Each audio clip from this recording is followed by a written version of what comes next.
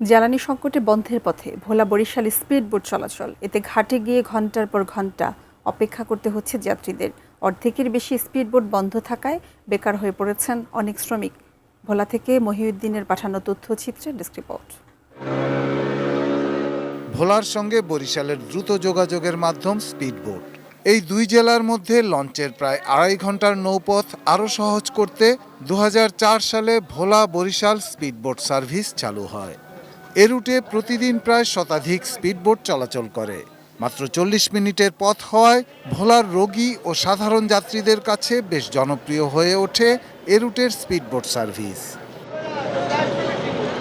তবে ভোলার ভেদুরিয়া ঘাটে 105টি স্পিডবোট থাকলেও বর্তমানে পেট্রোল সংকটে বন্ধ হয়ে গেছে অর্ধেকেরও বেশি বোট। এতে চরম দুর্ভোগে পড়েছেন ভোলার মানুষ। বর্তমানে তেল সংকটের কারণে আমরা ঠিকঠাক চলাচল করতে পারতেছি না। ঘন্টা পর ঘন্টা দাঁড়িয়ে থাকতে হয় রোদের ভিতরে।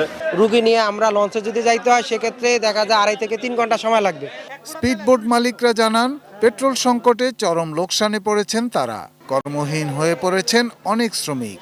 তেল নাই, টিরিবো মারতে পারতাছি না, সংসারে কিছু নিতেও পারতাছি না। যাইতেই তেল লাগে 13 লিটার, আসতে লাগে 13 লিটার, 26 লিটার তেল লাগে আপ ডাউনে। তাহলে আমরা তেল দেয় আমার করে 5 লিটার। কামাই রুজি নাই, কিন্তু চলতে ফিরতে অনেক কষ্ট। তবে জেলা প্রশাসকের দাবি, ভোলায় গত বছরের চেয়েও এবছর বেশি জ্বালানি তেল এসেছে।